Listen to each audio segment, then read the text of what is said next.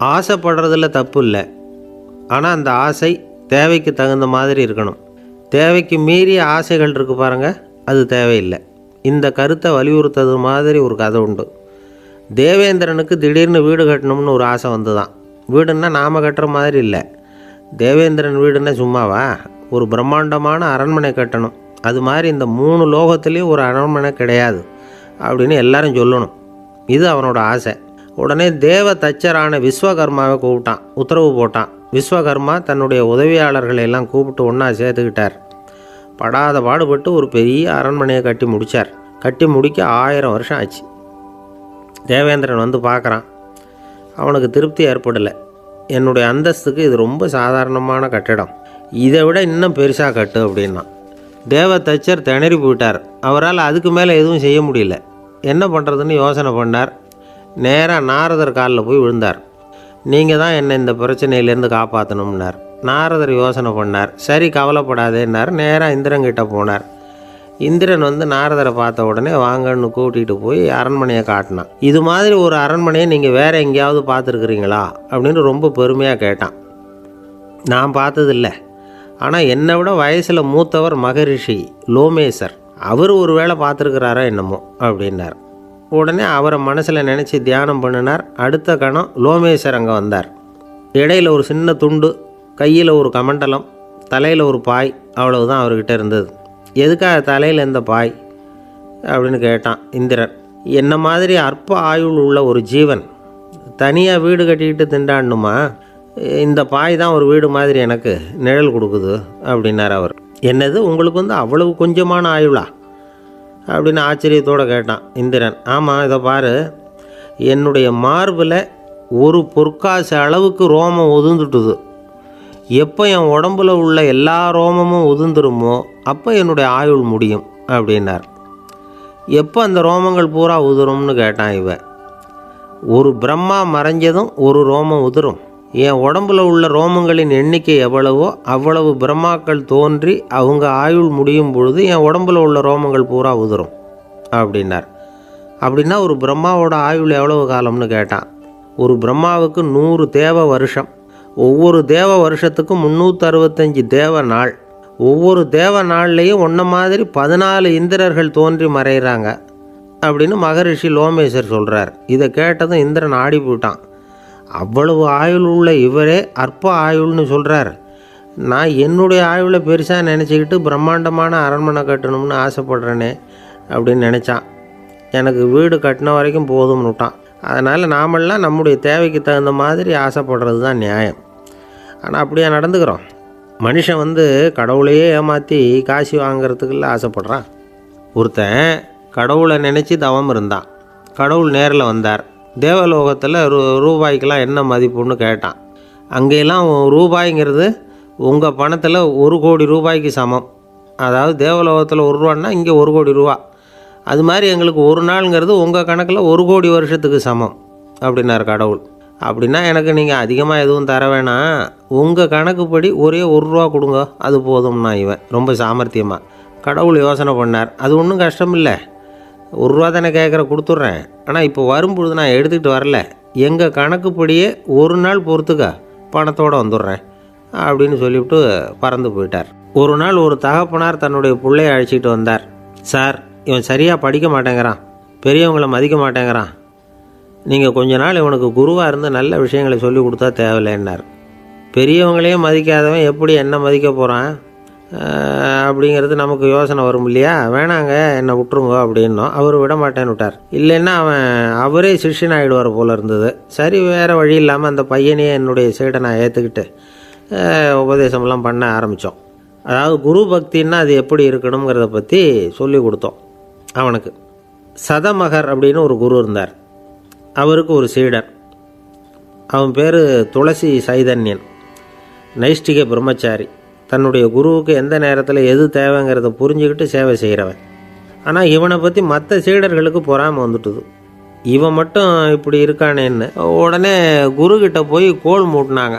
அவன் சரியில்லை, அவன் நடந்துக்கிறது சரியில்லை, அப்படி இப்படின்னு எதையாவது சொல்லி. இருந்தாலும் இதையெல்லாம் அந்த குரு நம்பலை. அவருக்கு தெரியும் யார் யார் எப்படின்னு. துளசி சைதன்யன் பெருமையை மற்ற சீடர்களுக்கு உணர்த்தணும் அப்படின்னு நினச்சார். அதுக்கு ஒரு வழி பண்ணார். ஒரு நாள் சீடர்களை எல்லாம் கூப்பிட்டுக்கிட்டு ஒரு காட்டு வழியாக போய்கிட்டு இருந்தார்.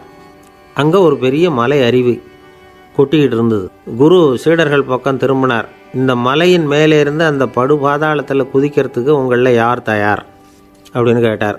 ஒரு சீடனும் வாயை திறக்கலை, ஒதுங்கி நின்றுக்கிட்டாங்க. பின்னாடி மூட்டை முடிச்சோடு வந்துக்கிட்டு இருந்தான் துளசி சைதன்யன். அவனை பார்த்தார். தபாருப்பா, நீ மேலே இருந்து அந்த அருவியில் குதி அப்படின்னார். அப்படியே செய்கிறேன் சுவாமின்னா ஓடி போய் பொத்துன்னு குதிச்சுட்டான். அடுத்த கணமே குருநாதர் தன்னுடைய யோக சக்தியால் பறந்து போய் அவன் கீழே விழுந்துடாமல் தாங்கி பிடிச்சி கொண்டுக்கிட்டு வந்துட்டார். மற்ற சீடர்களுக்கெல்லாம் ஒரு மாதிரி ஆயிட்டுது. அடுத்தபடியாக என்ன பண்ணலாம்னு யோசித்தாங்க இவனை மாட்டி விடுறதுக்கு. ஒரு நாள் வெத்தலை அடிக்கிற ஒரு சின்ன உரலையும் உலக்கையையும் எடுத்து ஒளிய வச்சுட்டாங்க. சதமகர் சன்னியாசி இல்லை, அவர் வெத்தலை போடுவார். பல்லு சரியில்லை, அதனால் இடித்து தான் வெத்தலையை போடணும். திடீர்னு வெத்தலை பாக்கு கேட்டார். வழக்கமாக உரலில் இடித்து தர்றது தான் துளசியின் பழக்கம். உரலை தேடினா கிடைக்கல, என்ன பண்ணுறது? குரு கேட்டுவிட்டாரே, குரு சேவை தானே முக்கியம். என்ன பண்ணால் வெத்தலை பாக்க தன்னுடைய வாயில் போட்டு முன்னு அதை எடுத்து அவர்கிட்ட கொடுத்துட்டான். குரு எதையோ படிச்சுக்கிட்டே அதை வாங்கி வாயில் போட்டுக்கிட்டார். துளசி இன்றைக்கி தாம்பூலம் நல்லா இடிக்கப்பட்டிருக்கு, ருசியாக வேறு இருக்குது, அதை இடித்த பாத்திரத்தை என் கண்ணால் பார்க்கணும்னு ஆசையாக இருக்குன்னு விட்டார். அதை மட்டும் அனுப்பி போய் நீ வர வேண்டான்னு வேற சொல்லிவிட்டார். இதை கேட்டதும் துளசி தவிச்சு போயிட்டான். இவன் போகாமல் எப்படி வாயை மட்டும் அனுப்பி வைக்க முடியும்? இவன் தவிக்கிறத பார்த்ததும் மற்ற சீடர்களுக்கெல்லாம் மனசுக்குள்ளே ரொம்ப சந்தோஷம். துளசி கொஞ்சமும் யோசிக்கலை. வாழை எடுத்தான், தன்னுடைய தலையவே அப்படியே அறுத்து வெட்டி எடுத்தான். இன்னொரு சீடங்கிட்ட கொடுத்துட்டான், எடுத்துகிட்டு போன்னு சொல்லி கொண்டுட்டு போய் குரு முன்னாடி வைக்கிறாங்க. அந்த தலையில் வாய் திறந்துருக்கு, வெத்தலை போட்டு முன்னு இருந்தது, தெரிஞ்சு போச்சு, சிவப்பாக இருந்தது.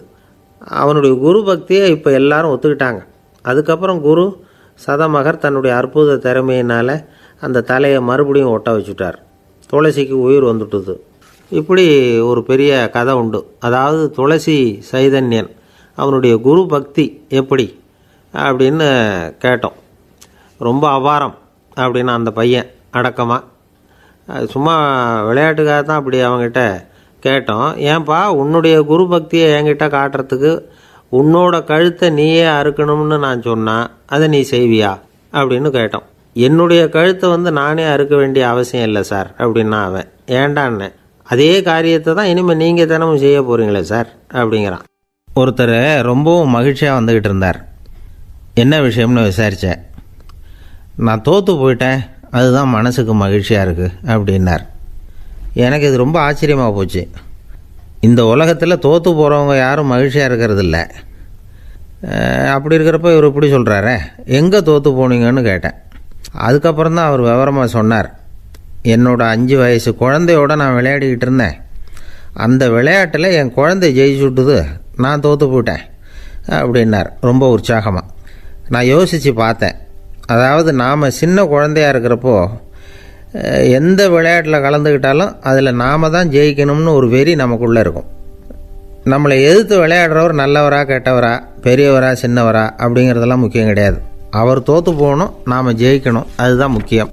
எதிரியை சந்தோஷப்படுத்த விளையாடுகிற கலை அப்போ நமக்கு தெரியறதில்ல. வாழ்க்கையில் ஒரு பக்குவம் வந்ததுக்கு அப்புறம் வெற்றி பெறணுங்கிற மன அழுத்தம் போயிடுது. போட்டியில் ஜெயிக்கணுங்கிறத விட குழந்தையை சந்தோஷப்படுத்தணுங்கிறது முக்கியமாக போச்சு. ஜெயிக்கணுங்கிற வெறி ஓடி போட்டுது. ஒரு குழந்தையாக இருந்தப்போ நம்ம வளர்ச்சிக்கு உதவிய வெறி பெரியவனானதுக்கு பிறகு நமக்கு எதிரியாக மாறுது. அதை சரியான சமயத்தில் நாம் புரிஞ்சுக்கிட்டோம்னா போதும், நாம் பொழைச்சிக்கலாம். ஒவ்வொரு மனுஷனுமே வாழ்க்கையோட அடுத்த கட்ட வளர்ச்சியில் அடி எடுத்து வைக்கிற நேரத்தில் தன்கிட்ட இருந்து ஏதோ ஒரு குணத்தை அல்லது தன் குணம் இருந்த ஏதோ ஒரு உறவை நாம் இழக்கத்தான் வேண்டியிருக்குது. ஒரு கட்டம் வரைக்கும் உதவியாக இருந்த குணம் அடுத்த கட்டத்துக்கு தடையாக கூட மாறிடலாம். இந்த பரிமாண மாற்றத்துக்கு உள்ளாகிற ஒவ்வொருத்தரும் பிரத்யட்சமாக இதை உணர்றாங்க. ஆனால் பல பேர் எப்படின்னா பழசை திறந்துவிட்டு புதிய கொள்கைகளை உருவாக்கிக்கிறதுக்கு இஷ்டம் இல்லாமல் இருந்துவிடுறாங்க, அல்லது அப்படி செய்ய முடியாமல் தவிக்கிறாங்க. இதையெல்லாம் மீறி அந்த பழசை திறந்துவிட்டா அதை இழந்ததால் உண்டாகிற மன அழுத்தம் சில காலத்துக்கு வருத்திக்கிட்டு தான் இருக்கும், வேறு வழி இல்லை. ஆரோக்கியமான ஒரு முன்னேற்றத்துக்காக அந்த மன அழுத்தத்தை தாங்கிக்கத்தான் வேணும் அப்படிங்கிறாரு அந்த உலக புகழ்பெற்ற மேதை ஒருத்தர், இந்த ஸ்காட் பெக் அப்படிங்கிறவர். பிறந்த நாள் முதல் இதுதான் சரி அப்படின்னு கற்பிக்கப்பட்டு வந்த ஒவ்வொரு தத்துவத்தையும் தங்களுடைய வளர்ச்சிக்கு தகுந்த மாதிரி மாற்றி அர்த்தப்படுத்தி கொள்ள முடியாமல் வாழ்க்கை சூழலில் அப்படியே அரைப்பட்டு தூளாகிறவர்கள் தான் ரொம்ப தவிக்கிறாங்களாம். இதுதான் அவருடைய கருத்து. பெரும்பாலும் மனிதர்களுடைய நடுத்தர வயசில், அதாவது 30 தாண்டுகிற சமயத்தில் தான் இந்த தவிப்பு உண்டாகுதான். இதை தான் மேற்கத்திய நாடுகளில் அடிக்கடி மிட் லைஃப் கிரைசிஸ் அப்படின்னு சொல்கிறாங்க. அப்பப்போ பழசையெல்லாம் தொலைச்சி விட்டு புதுசாக பிறக்கிறதுக்கு கற்றுக்கணும். ஒவ்வொரு நிமிஷத்தையும் அந்த நிமிஷத்துக்கு ஏற்ற சித்தாந்தம் கொண்டவர்களாக சந்திப்போம் அப்படிங்கிறார் அந்த உளவியல் நிபுணர். இப்படி பழகிக்கிட்டால் வாழ்க்கை இன்பமயம், இல்லைன்னா தவிப்பு மயம்தான். பழசை தொலைக்க முடியாதவர்களில் எத்தனையோ பேர் உண்டு, எத்தனையோ ரகம் உண்டு. அதில் வேடிக்கையான நண்பர்களும் உண்டு. ஒருத்தர் நண்பர் வீட்டுக்கு போனார்.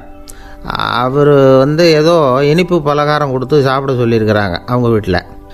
இவர் சாப்பிட்டு பார்த்துட்டு சொன்னாராம், சார் 6 மாதத்துக்கு முன்னாடி ஒரு தடவை இங்கே வந்தேன், அப்போது ஒரு இனிப்பு பலகாரம் கொடுத்தீங்க, அது இதை விட நல்லா இருந்தது சார் அப்படின்னாராம். அப்போ செஞ்ச அதே இனிப்பு பலகாரம் தான் சார் இதுவும் அப்படின்னாராம் அவர். இயேசுநாதர்கிட்ட ஒருத்தர் கேட்டாராம், இயேசுவே என்னை எவ்வளவு நேசிக்கிறீர்கள் அப்படின்னு. அவர் தன்னுடைய 2 கைகளையும் அகல விரித்து இவ்வளவு என்று சொல்லி சிலுவையில் உயிர் நீத்தார் அப்படின்னு சொல்லுவாங்க. அதாவது அந்த நேசிப்புக்கு எல்லை கிடையாது, அதே போல் மன்னிப்புக்கும் எல்லை கிடையாது. இது இயேசுநாதர் சொல்லி கொடுத்த ஒரு பாடம். இயேசுனுடைய சீடர்களில் ஒருத்தன் பீட்டர், அவன் ஒரு நாள் இயேசுநாதர்கிட்ட கேட்டிருக்கான், இயேசுவே நான் என்னுடைய தம்பிக்கிட்ட அடிக்கடி சண்டை போட்டுக்கிட்டு இருக்கிறேன், என்னுடைய சகோதரன் கூட, அவனை நான் எத்தனை தடவை மன்னிக்கிறது? ஏற்கனவே 7 தடவை அவனை மன்னிச்சுட்டேன் அப்படின்னு சொல்லியிருக்கிறான். அப்போது இயேசு சொன்னாராம், மன்னிக்கிறதுக்கு எத்தனை தடவைங்கிற கணக்கெல்லாம் கிடையாது. எத்தனை தடவை உன்னுடைய சகோதரன் உன்னை கோபப்படுத்துகிறானோ அத்தனை தடவை நீ மன்னிக்கிறதுக்கும் தயாராக இருக்கணும், அதுதான் அப்படின்னு சொன்னாராம். அப்போ இவனுக்கு ஒன்றும் புரியல, இது என்ன அவன் தப்பு பண்ணிக்கிட்டே இருப்பான், நாம் மன்னிச்சுக்கிட்டே இருக்கிறதா அப்படிங்கிறது மாதிரி குழப்பமாக இருந்திருக்கிறான். அப்போது இயேசுநாதர் தன்னுடைய சீடன் பீட்டர்கிட்ட ஒரு கதை சொன்னாராம். அந்த கதை இன்றைக்கு நாம் எல்லாரும் சிந்தித்து பார்க்க வேண்டிய ஒரு கதை. அதாவது மன்னிப்பை விரும்புகிறவர்கள் மன்னிக்கவும் தயாராக இருக்க வேண்டும் அப்படிங்கிறது தான் அந்த கதையினுடைய தத்துவம். அந்த இயேசுநாதர் சொன்ன கதை என்னென்னா, ஒரு மன்னர் இருந்தார். அவர் ஒரு நாள் அரண்மனையில் உட்காந்து கணக்கு வழக்குகள்லாம் பார்த்துக்கிட்டு இருந்தார். நம்ம அரண்மனையிலேருந்து யார் யார் அரசாங்க கடன் வாங்கியிருக்கிறாங்க, யார் யார் திருப்பி செலுத்தியிருக்கிறாங்க அப்படிங்கிற விவரத்தையெல்லாம் பார்த்துக்கிட்டு இருந்தார். அப்போ தான் புரிஞ்சுது, அந்த அரண்மனையில் வேலை செய்கிற ஒருத்தனே அரசாங்க கடன் வாங்கியிருக்கிறான். எவ்வளவு? 10,000 பொற்காசுகள் வாங்கியிருக்கான் கடன். இந்த 10,000 பொற்காசுகளை திருப்பி செலுத்தலை அரசாங்கத்துக்கு. இது மன்னர் கவனத்துக்கு வந்தது. உடனே நம்ம அரண்மனையில் இருக்கிறவனே அரசு கடன் வாங்கி திருப்பி செலுத்தாமல் இருக்கான், அவனை கூப்பிட்டு வாங்கன்னு சொல்லி கூப்பிட்டுட்டு வந்தாங்களாம். விசாரிச்சிருக்கிறாங்க, என்னப்பா நீ எவ்வளோ ஒன்று? ஆமாங்க 10,000 பொற்காசுகள் வாங்கியிருக்கிறேன், இன்னும் திருப்பி கட்டலைன்றிருக்கான். உடனே அவர் மன்னர் சொல்லியிருக்கிறார், நம்ம சட்டத்திட்டப்படி நீ உடனே பணத்தை திருப்பி கட்டிடு. அப்படி உன்னால் கட்ட முடியலன்னா உன்னுடைய வீடு வாசல் சொத்து சுகம் எல்லாத்தையும் விற்று அந்த பணத்தை அரசு கருவூலத்தில் சேர்த்துக்கிறதுக்கு நானே ஏற்பாடு பண்ணிடுறேன் அப்படின்னு அந்த மன்னர் சொன்னாராம். இவன் அப்படியே அதிர்ச்சி ஆகிட்டான். அப்படியே பொத்துன்னு காலில் விழுந்தானா, மன்னா என்னை மன்னிச்சுங்க, என்னால் முடியல, எனக்கு மன்னிப்பு கொடுங்க அப்படின்ட்டுருக்கான். உடனே அவர் எழுந்திரிச்சு, சரி நீ மன்னிப்பு கேட்டுவிட்ட, அதனால் உன்னை மன்னிக்கிறேன், நீ பணம் கட்ட வேண்டாம் அப்படின்னு சொல்லி அந்த மன்னர் அவனை விட்டுட்டாராம். பணத்தையும் தள்ளுபடி போட்டார், நீ திருப்பி கட்ட வேண்டான்னு. இவனுக்கு ரொம்ப மகிழ்ச்சி. அதனால் ரொம்ப உல்லாசமாக வந்துக்கிட்டு இருக்கிறான். தெருவில் வந்துக்கிட்டு இருக்கிறப்ப இவங்கிட்ட கடன் வாங்கின ஒருத்தன் எதுக்கு வந்துக்கிட்டு இருக்கான். அவன் இவங்கிட்ட ஒரு 100 பொற்காசுகள் கடன் வாங்கியிருக்கான். அவன் வந்தான், இவன் போய் அவன் சாட்டையாக பிடிச்சிக்கிட்டான், நீ எப்படா என் கடனை திருப்பி கொடுக்க போகிறேன்னு. அவன் இப்போ முடியல, கொஞ்சம் பொறுத்துக்கா, அப்புறம் தரேன் இருக்கான். அதெல்லாம் முடியாது, நீ கொடுத்து தான் ஆகணும் அப்படின்னு இவன் புடிவமாக சொல்கிறான். இப்போ நிலைமையை பாருங்கள், இவன் ஏற்கனவே 10,000 பொற்காசுகள் அரசாங்கத்தில் கடன் வாங்கினா அதுக்கு மன்னிச்சு விட்டுட்டார் இவனை. ஆனால் இவன் இன்னொருத்தனை மன்னிக்கிறதுக்கு தயாராக இல்லை. இவங்கிட்ட கடன் வாங்கின இன்னொருத்தன் 10 பொற்காசுகள், அவனை மன்னிக்க தயாராக இல்லை. அவனை கொண்டு போய் நீதிமன்றத்தில் கொண்டு போய் நிறுத்தி தண்டனை வாங்கி கொடுத்துட்டான். நீதிபதி என்ன சொன்னார், அந்த இவன் வாங்கின பொற்காசுகளை திருப்பி கட்டுற வரைக்கும் ஜெயிலில் இருக்கணுங்கிறது தீர்ப்பு. ஆனால் உடனே அரசர் காதில் விழுந்தது. சொல்லிட்டாங்க, உங்ககிட்ட மன்னிப்பு வாங்கிட்டு போனானே ஒருத்தன், அவன் இன்னொருத்தனை மன்னிக்கிறதுக்கு தயாராக இல்லை, அவனை கொண்டு போய் ஜெயிலில் அடைச்சிட்டான் அப்படின்னு. உடனே மன்னர் பார்த்தார், இவனை மறுபடியும் கூப்பிட்டு வர சொன்னார். இதை பாருப்பா, நான் வந்து உன்னை மன்னிச்சு விட்டேன், ஆனால் நீ இன்னொருத்தனை மன்னிக்கிறதுக்கு தயாராக இல்லை, அதனால் என்னுடைய தீர்ப்பையும் மாற்றுறேன், நீயும் அரசு கடன் தீர்ற வரைக்கும் ஜெயிலில் தான் இருக்கணும் அப்படின்னு சொல்லி ஜெயிலுக்கு அனுப்பிச்சிட்டாராம்.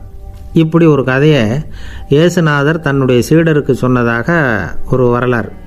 அது என்ன, அதிலேருந்து நாம் புரிந்து கொள்ள வேண்டியதுன்னா, நாம் வந்து மன்னிக்கப்படணும்னு நாம் விரும்புகிறோம்னா நாம் இன்னொருத்தரை மன்னிக்கிறதுக்கு தயாராக இருக்கணும். அதனால் நாம் வந்து இன்னொருத்தரை யாரையும் மன்னிக்க மாட்டோம், ஆனால் என்ன இன்னொருத்தர் மன்னிக்கணும் அப்படிங்கிறது மாதிரி செய்யக்கூடாதுன்னு சொல்லுவாங்க. அது மாதிரி நாம் வந்து இப்போ இது தப்பாக புரிஞ்சுக்கிறவங்களும் இருக்கிறாங்க. பாவம் மன்னிப்புங்கிறதுலாம் எதுக்குன்னா, அதாவது மறுபடியும் பாவம் செய்யாமல் இருக்கிறதுக்காக தான். அதான் மன்னிக்கிறாரே அப்படிங்கிறதுக்காக மறுபடியும் பாவம் பண்ணிகிட்டு இருக்கிறது இல்லை. அதான் ஒருத்தர் கேட்டாராம், பாவத்திலேருந்து மன்னிப்பு கிடைக்கணும்னா நீ என்ன செய்யணும் அப்படின்னு கேட்டிருக்கார். அதுக்கு அவன் சொல்லியிருக்கிறான், நான் முதல்ல பாவம் செய்யணும், அப்போ தானே மன்னிப்பு கிடைக்கும் அப்படின்னு நானா. இப்படிப்பட்டவர்கள் தான் இன்றைக்கி உலகத்தில் அதிகமாக இருக்கிறாங்க. அதனால் இந்த மன்னிப்பின் மகத்துவங்கிறது இயேசுநாதர்கிட்டேருந்து தான் நாம் புரிஞ்சுக்கணும். அந்த இயேசு சொன்ன அந்த மன்னிக்கிற மனோபாவம் இருந்தால் இன்றைக்கி உலகம் பூராவும் அமைதி பூங்காவாக இருக்கும். அதில் ஒன்றும் ஆச்சரியமே இல்லை, அதில் ஒன்றும் சந்தேகமும் இல்லை. அதனால் மன்னிக்கிற மனோபாவத்தை நாம் எல்லாரும் நமக்குள்ளே வளர்த்து கொள்ள வேண்டும் அப்படிங்கிறது தான் நாம் இன்றைக்கு எல்லோரும் சிந்தித்து பார்க்க வேண்டிய ஒரு செய்தி. ஒரு வயசான அம்மா தெரு வழியாக போயிட்டு இருந்தாங்க. அவங்க கையில் எண்ணத்தையோ வச்சுக்கிட்டு அதை அடிக்கடி பார்த்துக்கிட்டே இருந்தாங்க. ஒருத்தன் மெதுவாக அவங்கக்கிட்ட போய் கையில் இருக்கிறது என்ன அப்படின்னு எட்டி பார்த்தா அவங்க கையில் 4 பல் இருந்துதான். இவன் ஆச்சரியமாக அந்த அம்மாவை பார்த்தான். ஏம்மா, உனக்கு என்ன பைத்தியமா, ஏது இந்த பல், இதை என்னத்துக்காக கையில் வச்சுக்கிட்டு அலைஞ்சிக்கிட்டு இருக்கிற அப்படின்னு கேட்டிருக்கான். அதுக்கு அந்த அம்மா விவரம் சொல்ல ஆரம்பித்தாங்களாம். இதை பாருப்பா, எனக்கு ஒரு மகன் இருந்தான், அவனை ரொம்ப செல்லமாக வளர்த்தேன், அவனை தரையிலேயே நடக்க விடுறதில்ல, எப்பவும் தூக்கி வச்சுக்கிட்டு இருப்பேன். அவன் நல்லா பெரியவனாகி பள்ளிக்கூடம் போகிறப்ப கூட அவன் புஸ்தக மூட்டையை நான் தான் சுமந்துக்கிட்டு போவேன். பார்க்குறவங்க கூட கேலி பண்ணுவாங்க, ஏம்மா படிக்க போகிறது நீயா உன் பிள்ளையான்னு கேட்பாங்க. அவன் இன்றைக்கி எவ்வளோ பெரிய மனுஷனாயிட்டான், வெளிநாட்டில் பெரிய உத்தியோகத்தில் இருக்கான். சமீபத்தில் இங்கே வந்துட்டு போனான். ஒரு நாள் ஏதோ கோபத்தில் என்ன அரைஞ்சுட்டான். அப்போ இந்த 4 பல்லும் கீழே விழுந்துட்டுது. இன்னமும் கூட விழுந்திருக்கும், ஆனால் பல்லு தான் இல்லை. என் புள்ள அரைஞ்சதுனால விழுந்த பல்லு இல்லையா அது, அதனால் இதை எப்பவும் என் கையிலேயே வச்சுக்கிட்டு ஆசையோடு பார்த்துக்கிட்டு இருக்கிறேன். அவன் தான் வெளிநாட்டுக்கு போட்டான், அவனை பார்க்க முடியாத ஏக்கத்தை நான் இந்த பல்லை பார்த்து போக்கிக்கிறேன் அப்படின்னு நாங்களாம் அந்த அம்மா. இந்த கதை எதுக்காகன்னா, தாய் அன்பு அப்படிங்கிறது எப்படிப்பட்டதுங்கிறத புரிஞ்சுக்கிறதுக்காக. கல்யாணம் ஆனதுக்கப்புறம் தாயை மறந்து விடுறவங்க எத்தனை பேர் இந்த உலகத்தில், அவங்க காதில் வேணுங்கிறதுக்காக தான் இந்த தகவல். ஆனால் ஒரு விஷயம் மட்டும் நல்லா புரிஞ்சுக்கணும், தாயை மதிக்க தெரிஞ்சவங்க தான் இன்றைக்கி வந்து வாழ்க்கையில் எல்லா விதத்துலேயும் முன்னுக்கு வந்திருக்கிறாங்க. வேணும்னா விசாரித்து பார்த்துக்குங்க. இன்னொரு அம்மா இருந்தாங்க, அவங்க தினமும் ஒரு கோயிலுக்கு வருவாங்க. சாமியை பார்த்து, கடவுளே நான் இறந்து போனால் நரகத்துக்கு போகணும் அப்படின்னு வேண்டிக்குவாங்களாம். எல்லோரும் சொர்க்கத்துக்கு போகணும்னு தானே கடவுள்கிட்ட வேண்டிக்குவாங்க. இந்த அம்மா தினம் வந்து நான் நரகத்துக்கு போகணும் அப்படின்னு வேண்டிக்கிறாங்க. அங்கே இருந்த அர்ச்சகருக்கு இது சந்தேகம். ஒரு நாள் அதை நேரடியாகவே அவங்கக்கிட்ட கேட்டுவிட்டார். அதுக்கு அந்த அம்மா பதில் சொன்னாங்களாம், ஐயா, எனக்கு கல்யாணம் ஆகி ரொம்ப நாள் வரைக்கும் குழந்த பாக்கியம் இல்லாமல் இருந்தது. கோயில் குளம் எல்லாம் சுற்றி வந்தேன். ரொம்ப நாள் கழித்து ஒரு குழந்த பிறந்தது, ஆண் குழந்தை. அவனை நான் ரொம்ப செல்லம் கொடுத்து வளர்த்தேன். அதோட விளைவு என்ன ஆச்சுன்னா, அவன் ரொம்ப மோசமாக ஆகிட்டான். கெட்ட பழக்க வழக்கம்லாம் கற்றுக்கிட்டான். அவன் இறந்து போனால் நிச்சயம் அவனுக்கு நரகம்தான் கிடைக்கும். அந்த அளவுக்கு கெட்டவன் அவன். அப்படிப்பட்ட காரியங்கள்லாம் பண்ணிகிட்ருக்கான், எனக்கு தெரியும். இவனுக்காக நரகத்தில் கூட யாரும் தயவு காட்ட மாட்டாங்க, தாட்சண்யம் காட்ட மாட்டாங்க. அதனால் இவனுக்கு முந்தி நான் இறந்து நரகத்துக்கு போயிட்டா அங்கே இவனை கவனிச்சிக்கலாமே, இவனுக்கு பணிவிடை செய்யலாமேன்னு பார்க்குறேன் அப்படின்னு நாங்களாம். அதனால தான் நான் நரகத்துக்கு போகணும்னு தினம் ஆண்டவனை வேண்டிகிட்டு இருக்கிறேன் அப்படின்னு கண்கலங்கி அந்த அம்மா சொன்னாங்களாம். அதுதான் தாய் உள்ளம்ங்கிறது. தாயின் பெருமையை வந்து சரியாக உணர்ந்துட்டா அவங்களுக்கு எப்பவும் எந்த கஷ்டமும் வராது. இது ஏதோ உபதேசத்துக்காக சொல்கிற வார்த்தை இல்லை, உண்மையான வார்த்தை. இந்த விவரத்தையெல்லாம் நண்பர் ஒருத்தர்கிட்ட சொல்லிக்கிட்டு இருந்தேன். அவர் கொஞ்ச நாள் கழித்து என்னை தேடி வந்தார். அவர் கையிலேயும் 4 பல் வச்சுருந்தார். என்னங்க ஆச்சு, ஏதுங்க அந்த பல் அப்படின்னு விசாரித்தோம். உங்கள் உபதேசத்தை கேட்டுவிட்டு இந்த உலகத்தில் எல்லாரையும் தாயாக நினைக்க ஆரம்பிச்சிட்டேன். ஒரு அம்மாவை கடத்தெருவில் பார்த்து தாயேன்னு கூப்பிட்டேன். அவங்க உடனே பலார்னு என்னை அரைஞ்சிட்டாங்க, பல் விழுந்துட்டுது. அதை தான் பொறுக்கி எடுத்துக்கிட்டு நேராக உங்களை தேடி வந்துக்கிட்டு இருக்கிறேன்னார். தாயேன்னு தானே கூப்பிட்டீங்க, அதுக்கு ஏன் அரைஞ்சாங்க அப்படின்னு கேட்டோம். நான் தாயேன்னு கூப்பிட்டது அவங்க காதில் நாயேன்னு விழுந்துட்டு தான். அதுதான் இப்படி ஆயிட்டுது அப்படின்னார். ஊருக்கு வெளியில் அமைதியான ஒரு இடம், அங்கே ஒரு ஆசிரமம், அங்கே ஒரு சாமியார். அவர் தினமும் நல்ல போதனைகள்லாம் செய்வார். பல பேர் போய் அங்கேயே சில நாள் தங்கி இருந்து அவர் சொல்கிற அறிவுரைகளை எல்லாம் கேட்டுக்கிட்டு வர்றது வழக்கம். ஒரு தடவை அவரை பார்த்துட்டு போகிறதுக்காக 3 வெளியூர் தம்பதிகள் வந்தாங்களாம். அந்த மடத்திலேயே சாப்பிட்டுக்கிட்டு தங்கி இருந்து அவங்களுடைய போதனைகளை கேட்டுக்கிட்டு போகணுங்கிறது அவங்க நோக்கம். காலையில் குளிச்சுட்டு பூஜையில் உட்காந்தார் அந்த சுவாமி. இவங்களும் குளிச்சுட்டு அந்த பூஜையை பார்க்குறதுக்காக அவர் முன்னாடி வந்து உட்காந்தாங்க. பூஜை ஆரம்பமாச்சு. சம்பிரதாயப்படி அது ரொம்ப நேரம் நடந்துக்கிட்டே இருக்குது. இவங்களுக்கு நல்ல பசி இருந்தாலும் இந்த நேரத்தில் அதை எப்படி வெளியில் காட்டிக்கிறது? பேசாமல் இருந்தாங்க. அந்த சுவாமி பூஜையை முடித்தார். அதுக்கப்புறம் பேச ஆரம்பித்தார். பேச்சு அருமையாக தான் இருந்தது, அமிர்தமாக தான் இருந்தது. இருந்தாலும் இவங்களுக்கு இருக்கிற வயிற்று பசி அது சரியாக கவனிக்க விடலை. அந்த சுவாமியே இதை கவனித்ததா தெரியல. இவங்களுக்கு மனசுக்குள்ளே ஒரு எண்ணம், உள்ளே சாப்பாடு தயாராகிட்டு இருக்கும் போல இருக்குது. இந்த பேச்சு முடிஞ்சது நம்மளை உள்ளே அழைச்சிட்டு போய் சாப்பாடு போடுவாங்கன்னு நினைக்கிறோம் அப்படின்னு இவங்களாம் நினச்சிக்கிட்டாங்க. ஆனால் சுவாமி இதை பற்றி எதுவுமே பேசலை, கண்டுக்கலை. ஒரு அம்மாவால் அதுக்கு மேலே சும்மா இருக்க முடியுமா? முடியல. சாப்பாட்டை கவனிக்கலாமா அப்படின்னு சொல்லி மெதுவாக ஆரம்பித்தாங்க. கவனிக்கலாமே அப்படின்னு உள்ளே அழைச்சிட்டு போனார் சுவாமி. இவங்க ரொம்ப அவசரமாக எழுந்திரிச்சு உள்ளே ஓடினாங்க. அங்கே ஒரு மேஜை மேலே ஒரு கிண்ணம் மூடி இருந்தது. இதுதான் சாப்பாட்டு மேஜை போல இருக்குது, இங்கே சாப்பாடு வந்துடும் அப்படின்னு நினச்சாங்க. உடனே போய் சுற்றி உட்காந்துக்கிட்டாங்க. சுவாமி அந்த கிண்ணத்தை எடுத்து அந்த அம்மா கிட்ட கொடுத்தார். அவங்க அதை வாங்கி மூடியை திறந்து பார்க்குறாங்க. உள்ளே ஒரு சாவி இருக்குது. சரிதான், இது சமையலறை சாவி போல் இருக்குது. அங்கே போய் அதை திறந்து சாப்பாட்டை நாமே எடுத்துக்கிட்டு வந்து இங்கே வச்சுக்கிட்டு சாப்பிட்ணும் போல இருக்குது அப்படின்னு நினச்சாங்க. சாவி இருக்கு இல்லையா, வாங்க பூட்டு நிறையா காட்டுறேன் அப்படின்னு சுவாமி அவங்கள அழைச்சிட்டு போனார், காட்டினார். இவங்க அந்த அறையை ரொம்ப ஆவலோடு திறந்தாங்க. உள்ளே பார்த்தா அங்கே அரிசி, பருப்பு, விதவிதமான காய்கறி எல்லாம் இருக்குது. சமையலுக்கு வேண்டிய மிளகாய், எண்ணெய், பால், தயிர், நெய் இப்படி எல்லாமே இருக்குது. அடுப்பு, விறகு, நெருப்பு போட்டி அது கூட அங்கே இருக்குது. சாப்பாடு தயாராக இருக்கும்னு நினச்சிக்கிட்டு போனால் இப்படி இருக்குதே அப்படின்னு சொல்லி அதை பார்த்ததும் ரொம்ப சோர்ந்து போட்டாங்க அவங்க. சுவாமி, என்ன இது சாப்பாடு இல்லையா அப்படின்னாங்க. அதுதான் சாப்பாட்டுக்கு வேண்டிய எல்லாம் இங்கே இருக்குதே. அடுப்பு மூட்டி நீங்கள் தான் அவங்கவுங்க ருசிக்கு தகுந்த மாதிரி சமைச்சிக்கணும். இந்த சன்னியாசிக்கு எப்படி சமைக்க தெரியும் அப்படின்னு கேட்டார் சுவாமி. சாப்பாடு தயாராக இருக்கும்னு நாங்கள் எதிர்பார்த்தோம் அப்படின்னாங்க. நீங்கள் இப்படி சொல்லுவீங்கன்னு நானும் எதிர்பார்த்தேன். இது வரைக்கும் நான் எவ்வளவோ தத்துவம்லாம் எடுத்து சொன்னேன். எல்லாத்தையும் விட இதுதான் அனுபவபூர்வமான தத்துவம். ஆண்டவன் நமக்கு நல்ல மனசை கொடுத்துருக்குறான், நல்ல வாய்ப்புகளையும் தந்திருக்கிறான். அதையெல்லாம் பயன்படுத்திக்கக்கூடிய மூளையையும் சிந்தனையையும் கொடுத்துருக்குறான். அதனால் அடுப்பை தான் நீங்கள் மூட்டணும். அடுப்பை நீங்கள் தான் மூட்டணும். உங்களுக்கு உகந்ததை நீங்கள் தான் சமைச்சு ருசித்து அனுபவிக்கணும். ஆண்டவனே அதை செஞ்சுக்கிட்டு இருக்க மாட்டான் அப்படின்னாராம் அந்த சுவாமி. நம்முடைய வாழ்க்கையில் பல நல்ல பலன்களை பெறறதுக்கு நாம் தான் முயற்சி பண்ணணும். அதுக்குரிய சூழ்நிலையை தான் ஆண்டவன் கொடுப்பானே தவிர அதை விளக்கிறதுக்காக தான் அந்த சுவாமி அப்படி செஞ்சு காட்டியிருக்கிறார். இது ஒரு பெரியவர் இப்படி ஒரு விளக்கம் கொடுத்தார். அதுக்கப்புறம் அந்த 3 தம்பதிகளும் தெளிவடைஞ்சுட்டாங்களாம். நாம் தெளிவடைகிறது எப்போங்கிறது தான் தெரியல அப்படின்னு பல பேர் இதை கேட்டுட்டு சொல்லிகிட்டு இருக்கிறாங்க. இந்த கதையை நம்முடைய நண்பர் ஒருத்தர்கிட்ட சொன்னேன். அந்த நண்பர் ரொம்ப சந்தோஷப்பட்டார். நீங்கள் சொல்கிறது கரெக்டு சார், ஆனால் நான் அதை விட ஒரு படி மேலே சார். எனக்கெல்லாம் அரிசி, பருப்பு இருக்கிற ரூம் எதுன்னு கையை காட்டிட்டா போதும்.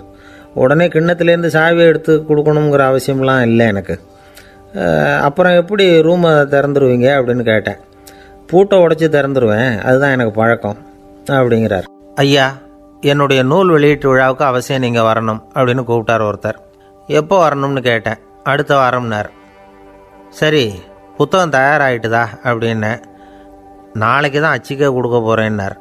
என்னங்க இது, புத்தகம் அச்சிடுறதுக்கு முன்னாடியே அழைப்புதழை அச்சடிச்சு விட்டீங்களே அப்படின்னு கேட்டேன். அதனால் என்னங்க, அந்த காலம் மாதிரியா போடலாம். அச்சுக்கலை எவ்வளவோ முன்னேறியாச்சுங்க. Linotype, Monotype, phototype, laser இப்படி என்னென்னமோ வந்தாச்சு. இன்றைக்கி கொடுத்தா நாளைக்கே புத்தகம் தயார் அப்படின்னார். இப்படி இந்த அளவுக்கு முன்னேறி இருக்கிற இந்த அச்சுக்கலை ஆரம்பத்தில் எப்படி இருந்தது தெரியுமா? அந்த காலத்தில் காகிதம்னா என்னென்னே தெரியாது. அப்படி ஒன்று கண்டுபிடிக்கப்படவே இல்லை. அப்போல்லாம் எதையாவது ஒன்று எழுதணும்னா அதுக்கு ஆட்டு தோலை தான் பயன்படுத்தி இருக்கிறாங்க. கன்றுக்குட்டி தோல் கூட அதுக்கு உபயோகப்பட்டு தான். ஐரோப்பாவில் இருந்த பாதிரியார்கள் தோலில் எழுதப்பட்ட புத்தகத்தை தயாரிக்கிறதுல ரொம்ப கெட்டிக்காரங்களாம். எகிப்து, அப்புறம் மத்திய தரைக்கடல் ஓரத்தில் உள்ள நாடுகள், இங்கெல்லாம் தோல் தான் எழுதுபொருளாக பயன்பட்டு வந்திருக்குது. ஆனால் நம்ம நாட்டில் ஓலைச்சுவடிகளை எழுத்துக்கு பயன்படுத்தியிருக்கிறாங்க. எழுதுறதுக்கு தோலை பயன்படுத்தினவங்க பிறகு பேப்பரைஸ் அப்படிங்கிற கோரை புல்லை வந்து அதுக்கு பயன்படுத்தினாங்களாம். இதெல்லாம் அப்படி கொஞ்சம் கொஞ்சமாக கண்டுபிடிச்சிட்டு வந்திருக்கிறாங்க. அந்த புல்லை வந்து கச்சிதமாக நறுக்க வேண்டியது, நல்லா பதப்படுத்த வேண்டியது, அதுக்கப்புறம் அதில் எழுத வேண்டியது, அவ்வளவுதான். பேப்பருங்கிற சொல்லே இந்த பேப்பைரஸ் அப்படிங்கிறதுலேருந்து வந்தது தான். அதுக்கப்புறம் தான் காகிதம் வந்தது. இதை முதல்ல சீன நாட்டில் தான் கண்டுபிடிச்சாங்க.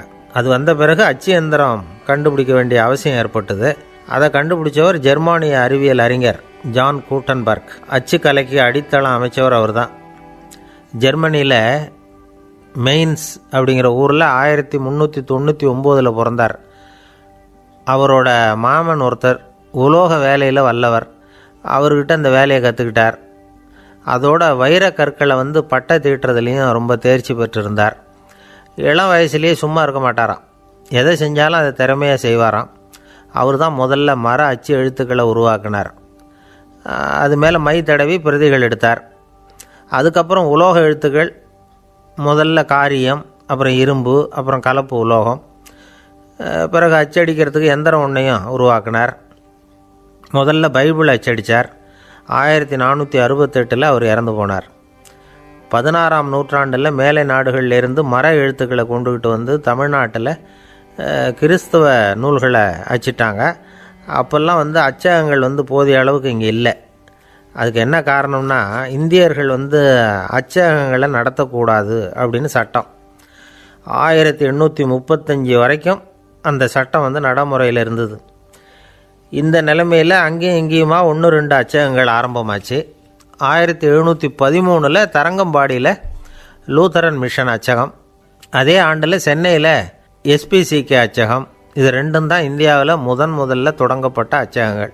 ஆட்டுத்தோல்லையும் ஓலைச்சுவடியிலையும் எழுதப்பட்ட எழுத்துக்கள் இன்றைக்கி எங்கேயோ போயிட்டுது. ஆனால் நம்ம ஊரில் எழுத்தாளர்கள் நிலைமை தான் ஒன்றும் சொல்லிக்கிறது மாதிரி இல்லை. நம்ம ஆள் ஒருத்தர் சொன்னார், சார், நான் சொந்தத்தில் ஒரு அச்சாபீஸ் வச்சுருந்தேன், இப்போவும் வச்சுருக்கிறேன். அதனால் என்னுடைய படைப்புகளை புத்தகமாக வெளியிடுறதில் எனக்கு ஒன்றும் கஷ்டம் இல்லை. வருஷத்துக்கு ஒரு புத்தகம் எழுதி வெளியிட்டுருவேன். 15 வருஷமாக இலக்கிய உலகத்துக்கு இப்படி சேவை செஞ்சுக்கிட்டு வர்றேன். ஆனால் இந்த வருஷம்தான் வாசகர்கள் வந்து எனக்கு பாராட்டு விழா நடத்தியிருக்கிறாங்க அப்படின்னார். இந்த வருஷம் அப்படி என்ன விசேஷம் அப்படின்னு கேட்டோம். இந்த வருஷம்தான் நான் எந்த புத்தகம் எழுதி வெளியிடாமல் இருந்தேன், அதுக்காகத்தான் எனக்கு இந்த பாராட்டு விழா அப்படின்னார்.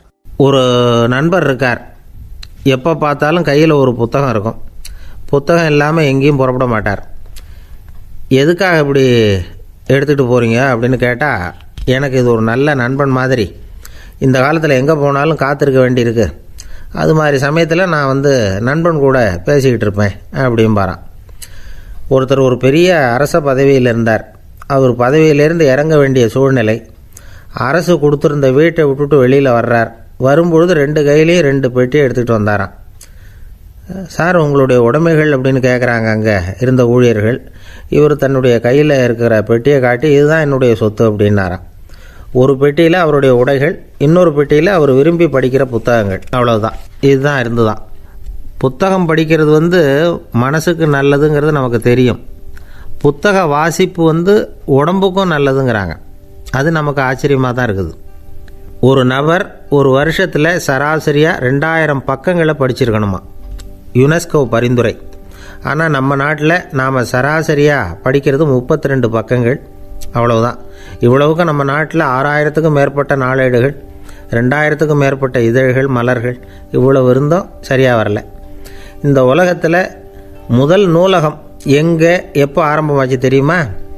கிமு 2500ஆம் ஆண்டில் அது ஆரம்பமாயிருக்குது. பாபிலோனியாவில் அமில் அணு அப்படிங்கிற அரசன் தான் நூலகத்தை உருவாக்கி இருக்கிறான். அப்போல்லாம் தாள் கிடையாது, களிமண் தான். களிமண் பலகைகளில் வந்து எழுதி அது தொகுத்து அப்படியே நூலாக்கி அதை நூலகத்தில் வச்சுருப்பாங்களாம். அரசருடைய நூலகத்தில் 1000க்கும் மேற்பட்ட நூல்கள் இருந்ததாக வரலாற்று குறிப்பு இருக்குது. அது மட்டும் இல்லை, அந்த நூலகத்தில் வந்து பொருள் வாரியாக, அதாவது சப்ஜெக்ட் வாரியாக புத்தகங்களை வந்து வகைப்படுத்தி வச்சுருந்தாங்களாம். அதில் மிச்சம் இருந்த ஒரு 25 களிமண் பலகை புத்தகங்கள் இன்றைக்கும் பிரிட்டிஷ் அருங்காட்சியகத்தில் இருக்குதான். அச்சு தாள் இதெல்லாம் ஏற்பட்டதுக்கப்புறம் அமைக்கப்பட்டது தான் ஃப்ரான்ஸில் இருக்கக்கூடிய பாரிஸ் நூலகம். 1480 பிரெஞ்சு மன்னர் 11ஆம் லூயி இந்த நூலகத்தை அமைச்சாராம். ஆனால் அப்போல்லாம் அரசர்கள் மட்டும்தான் நூலகத்தை பயன்படுத்த முடியுமா. அதுக்கப்புறம் 17ஆம் நூற்றாண்டில் இந்த முறை மாறி பொதுமக்கள் அங்கே போகலாம், படிக்கலாம் அப்படிங்கிற நிலைமை வந்து தான் போட்லியன் நூலகம் அப்படின்னு அதுக்கு பேர் பாரிஸ் நகரத்தில் இருக்குது. அங்கே தான் நூல்களின் பட்டியல் தயாரிப்பு பணி ஆரம்பமாச்சு. கல்வி வளர்ச்சியையும் நூலகத்தையும் இணைச்சவர் வந்து நெப்போலியன் போனபார்ட். முன்பணம் செலுத்தி புத்தகத்தை படிக்கிற முறையையும் அவர் தான் கொண்டுட்டு வந்தாராம். மக்கள்கிட்ட வசூலிக்கிற வரியின் ஒரு பகுதியை நூலகத்துக்கு பயன்படுத்தினவரும் அவர் தானா. நெப்போலியன் நூலகத்தில் உலகத்தில் உள்ள எல்லா மொழி நூல்களும் இருக்குதான். அங்கே ஒரு தமிழ் நூலும் இருந்திருக்குது. அது என்னென்னா கம்பராமாயணம்.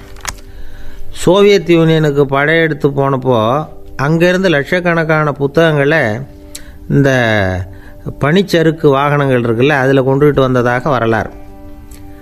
அடுத்தபடியாக குறிப்பிட்டு சொல்லத்தக்க நூலகம் எதுன்னா பிரிட்டிஷ் நூலகம். மிக பழைய கையெட்டு பிரதியெல்லாம் கூட அங்கே இருக்குது. 1753 ஆரம்பமாச்சு. அதில் உள்ள நூல்களை வந்து வரிசையாக அடுக்கினா 180 கிலோமீட்டர் நீளத்துக்கு வருமா. மிகப்பெரிய நூலகம் அமெரிக்க தலைநகர் வாஷிங்டனில் இருக்குதான். இந்தியாவை பொறுத்த வரைக்கும் பெரிய பழைய நூலகம் எதுன்னா கல்கத்தா நூலகம். எல்லா இந்திய மொழி நூல்களும் இங்கே உண்டு.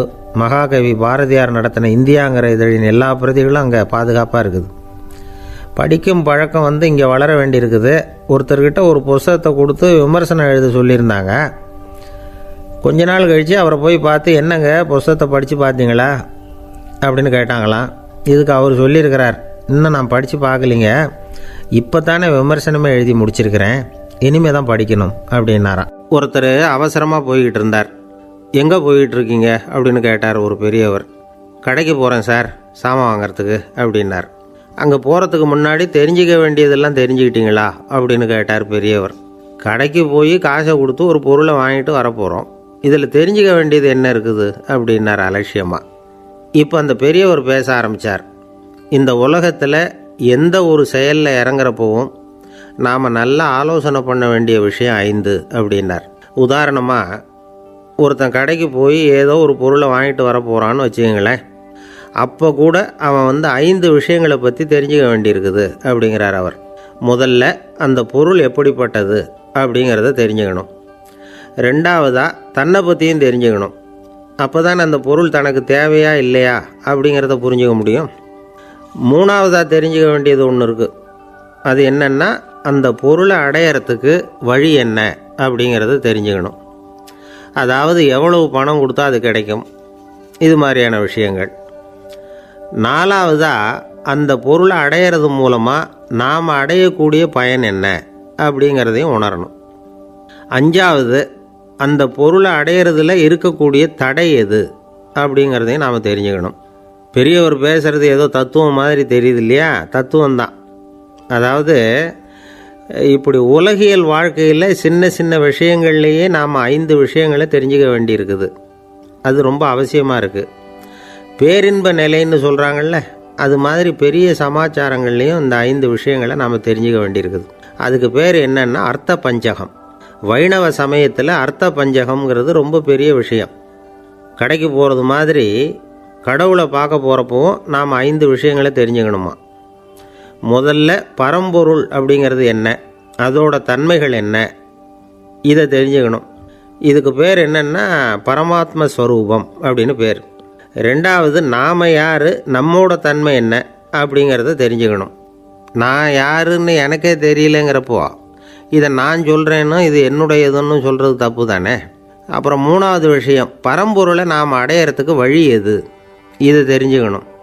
இது உபாய ஸ்வரூபம் அப்படின்னு பேர். நாலாவது விஷயம், நாம் அடைய வேண்டிய பயன்கள் என்ன அப்படிங்கிறத தெரிஞ்சுக்கிறது. இதுக்கு புருஷார்த்தம் அப்படின்னு பேர்.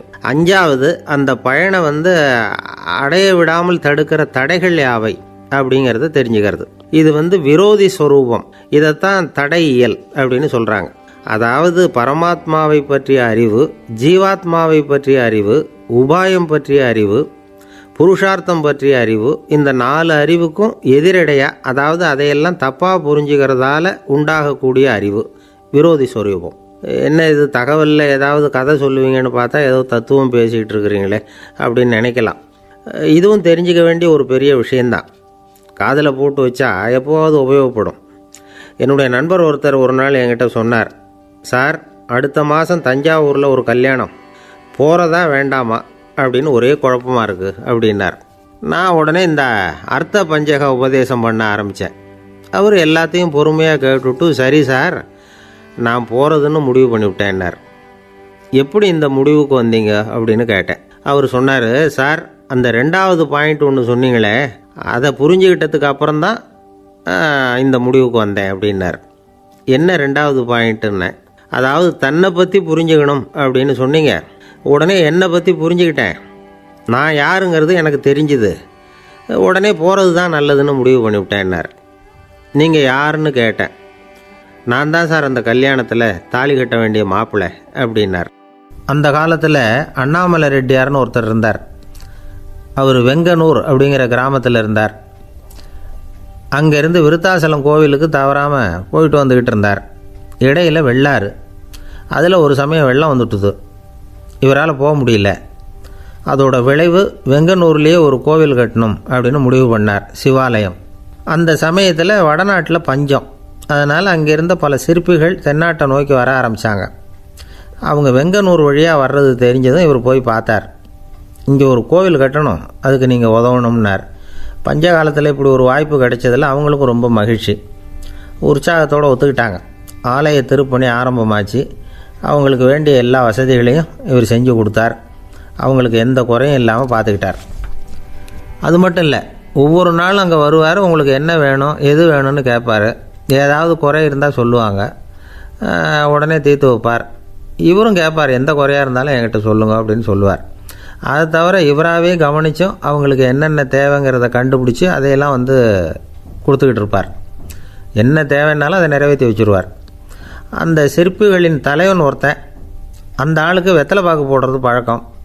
இதை தெரிஞ்சுக்கிட்டு அதுக்காகவே ஒரு ஆளை ஏற்பாடு பண்ணார். வேணுங்கிறப்போலாம் நீ வெத்தலை சிவல் மடித்து கொடுக்க வேண்டியது உன் வேலை அப்படின்னு ஒருத்தனை ஏற்பாடு பண்ணிட்டார். இப்படியெல்லாம் செஞ்சதும் அவங்களுக்கும் ரொம்ப உற்சாகம். ரொம்ப பொறுப்பாக சிற்ப வேலைகளை செஞ்சுக்கிட்டு இருக்கிறாங்க. ஒரு நாள் என்னாச்சு தெரியுமா? அந்த சிற்பிகளின் தலைவன் ரொம்ப நுணுக்கமாக ஒரு வேலையை செஞ்சுக்கிட்டு இருக்கிறான். சாரம் போட்டு அது மேலே படுத்துக்கிட்டு அண்ணாந்து பார்த்து உச்சியில் நுணுக்கமான சிற்பங்களை உருவாக்கிக்கிட்டு இருக்கான். சிற்பியின் கவனம் செதறப்படாதுங்கிறதுனால இவர் மெதுவாக சத்தம் போடாமல் கிட்ட போய் நின்று அதை கவனிச்சிக்கிட்டு இருக்கிறார். அந்த சிற்பி வழக்கம் போல் வெத்தலை பாக்குக்காக இடது கையை கீழே நீட்டினான்.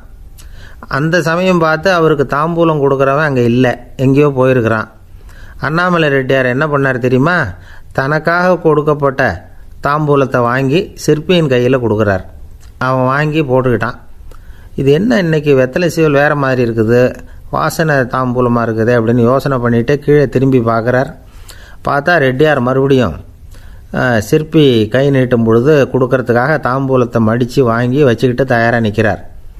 சிற்பிக்கு அதிர்ச்சி. உடனே பொத்துன்னு கீழே குதிச்சான். ஐயா என்ன இது நீங்களா அப்படின்னா.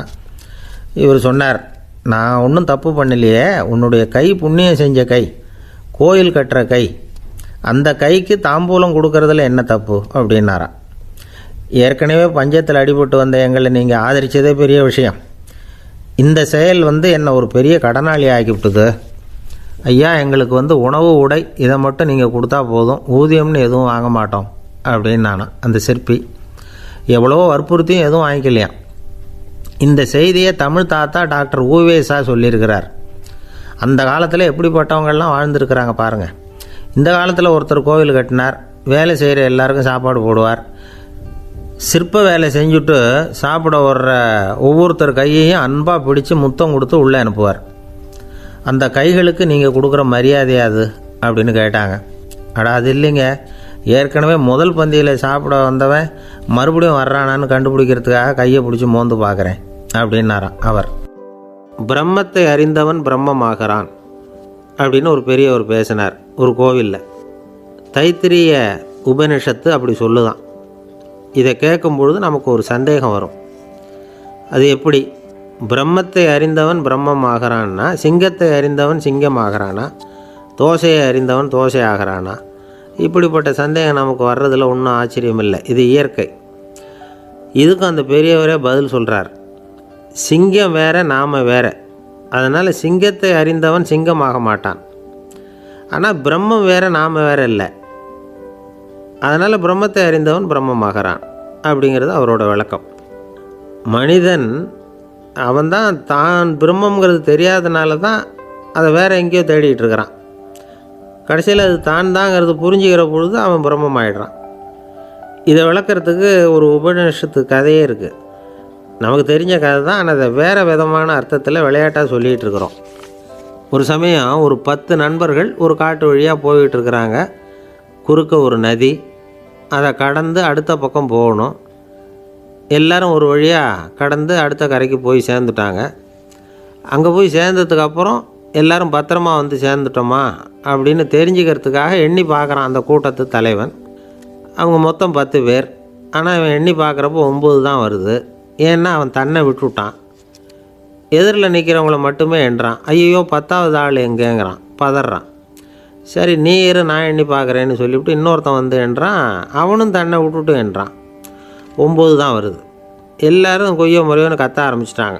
அந்த சமயத்தில் ஒரு பெரியவர் அந்த பக்கமாக வர்றார். என்ன விஷயம்னு விசாரிக்கிறார். 10வது ஆள் 6 அடிச்சுட்டு போட்டுது அப்படின்னு சொல்லி இவங்க அழறாங்க. சரி அழாதீங்க அப்படின்னு சொல்லி அந்த தலைவனை பார்த்து இப்படி வாங்குறார். வர்றான். இப்போ எனக்கு முன்னாடி ஒரு தரம் எண்ணு பார்க்கலாம்ங்கிறார். 1 2 3ன்னு ஆரம்பித்து 9ல் வந்து முடிக்கிறான். உடனே பெரியவர் நீ தான் அந்த 10வது ஆள் அப்படிங்கிறார். இது உண்மை. நாம் தான் நம்மளை வேறு எங்கேயோ தேடிகிட்டு இருக்கிறோம். நாம் எங்கேயோ தேடிகிட்டு இருக்கிறோமே, அந்த பிரம்மம் நாம் தான். இப்படி ஒரு பெரிய உண்மையை விளக்கிறதுக்காக தான் அப்படி ஒரு கதை சொல்லப்பட்டது. ஆனால் அதை வந்து நாம் வேறு விதமாக வேடிக்கையாக உபயோகப்படுத்திக்கிட்டு இருக்கிறோம். எப்படி தெரியுமா? ஒரு ஆத்தங்கரையில் ஒரு 10 பேர் முழிச்சுக்கிட்டே நின்றுக்கிட்டு இருந்தாங்களாம். அந்த பக்கமாக வந்த ஒருத்தன் ஏன் இப்படி முழிச்சுக்கிட்டு நிற்கிறீங்கன்னு கேட்டிருக்கிறான். எங்களுக்கு நீச்சல் தெரியாது, நாங்கள்லாம் அடுத்த கரைக்கு போய் சேரணும் அப்படின்னு நாங்களாம். சரி நான் கொண்டுட்டு போய் விடுறேன். எல்லாரும் அக்கறைக்கு போய் சேர்ந்த உடனே ஆளுக்கு ₹1 வீதமாக மொத்தம் ₹10 எனக்கு கொடுக்கணும் அப்படின்ட்டுருக்கான் இவன். சரின்னு ஒத்துக்கிட்டாங்க. இவன் ஒவ்வொருத்தராக கையை பிடிச்சி மெதுவாக ஆற்றுல இறக்கி அழைச்சிட்டு போயிட்டான்.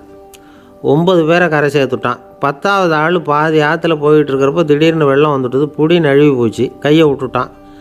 வெள்ளம் அடிச்சிட்டு போட்டுது. அழைச்சிட்டு வந்தவன் நீச்சல் அடித்து தடுமாறி கரைக்கு வந்து சேர்ந்துட்டான். கரையில் இருந்தவங்களுக்கு இந்த விஷயம் தெரியாது. இருந்தாலும் இவன் உடம்பு பூரா நனைஞ்சி கொஞ்சம் அதிகமாக மூச்சு வாங்க நின்றுக்கிட்டு இருந்தானா, ஏன் இப்படி மூச்சு வாங்குது, என்ன விஷயம் அப்படின்னு கேட்டாங்களாம். அதுக்கு இவன் கொஞ்சமாக அலட்டிக்காமல் சொன்னானா, வேறு ஒன்றும் இல்லை, நீங்கள் கொடுக்க வேண்டிய ₹10ல் ₹1 குறைஞ்சி போச்சு, அவ்வளவுதான் அப்படின்னானா. ஒரு ஆள் ராமகிருஷ்ணரை தேடி வந்தான். அவன் கையில் 1000 பொற்காசுகள் வச்சுருந்தான். அதை அவர்கிட்ட கொடுத்து இதை ஏற்றுக்கணும் அப்படின்னு ரொம்ப பணிவாக கேட்டுக்கிட்டான். அவர் பார்த்தார், இது எனக்கு தேவையில்லை, ஆனாலும் உன்னுடைய மனசை புண்படுத்துறதுக்கு நான் விரும்பலை, அதனால் நீ கொடுக்குறத வாங்கிக்கிறேன்னார். வாங்கிக்கிட்டார். அப்புறம் கேட்டார், இதை பாரு, இனிமேல் இதெல்லாம் என்னுடைய இது தானே அப்படின்னார். ஆமாம், அதையெல்லாம் நான் உங்களுக்கே கொடுத்துட்டேன்னா அவன். சரி இப்போ நீ எனக்காக ஒரு காரியம் பண்ணணும்னார். என்ன செய்யணும்னு சொல்லுங்கன்னா, இந்த நாணயங்களையெல்லாம் எடுத்துக்கிட்டு போய் கங்கை நதியில் எரிஞ்சுட்டு வா அப்படின்னார். இவனுக்கு அதிர்ச்சியாக போச்சு. என்ன பண்ணுறது, இனிமேல் அது முடியாதுன்னு சொல்ல முடியாது. ஏன்னா அந்த நாணயங்களையெல்லாம் அவருக்கே கொடுத்துட்டான். இனிமேல் அதெல்லாம் இவனுடையது இல்லை. பேசாமல் அவ்வளோவே அள்ளிக்கிட்டு ஆத்தங்கரைக்கு போனவன் ரொம்ப நேரம் திரும்பியே வரல. ராமகிருஷ்ணருக்கு சந்தேகம், என்ன ஆச்சு அந்த மனுஷனுக்கு, காசுகளோடு அந்த கங்கையில் குதிச்சுட்டானா, போகும்பொழுதே ஒரு மாதிரியாக தான் போனான், போய் என்னன்னு பார்த்துட்டு வாங்க அப்படின்னார். அங்கே இருந்த ஒருத்தர் ஓடி போய் பார்த்தார். அவர் போய் பார்க்கும்பொழுது அவன் அங்கேயே இருந்தான். அதுக்கப்புறம் அவர் திரும்பி வந்தார். வந்து விவரத்தை சொன்னார். அதாவது அவன் கங்கை கரையில் உட்காந்துக்கிட்டு ஒவ்வொரு நாணயமாக 1 2ன்னு எண்ணி வீசிக்கிட்டு இருக்கிறான். அவனை சுற்றி ஒரு கும்பல் நின்றுக்கிட்டு அவனை தடுத்துக்கிட்டு இருக்குது அப்படின்னு விவரத்தை சொன்னார் போயிட்டு வந்தவர். இதை கேட்டதும் ராமகிருஷ்ணரே புறப்பட்டு அங்கே போனாராம். என்ன இப்படி பண்ணிகிட்ருக்கிற, நான் உன்னை அந்த நாணயங்களை கங்கையில் வீசி எறிய சொன்னேன், நீ ஏன் அதை எண்ணிக்கிட்டு இருக்கிற அப்படின்னார். பழக்கம்தான் காரணம், நான் ஒவ்வொரு நாளும் ஒவ்வொன்றா சேமித்து வச்சேன். இன்றைக்கி என்கிட்ட நிறைய இருக்குது, உங்களுக்கு ஒரு 1000 நாணயங்களை கொடுக்கணுங்கிறது என்னோடய ஆசை அப்படின்னா. இப்போ ராமகிருஷ்ணர் சொன்னார், ஒரே நேரத்தில் எல்லாத்தையும் சம்பாதிச்சிருந்தா நீ எண்ணுறது பொருத்தமாக இருக்கும். எல்லாத்தையும் இழக்கும்போது ஒவ்வொன்றா எண்ணிக்கிட்டு இழக்கிறதுங்கிறது சரியான செயல் இல்லை.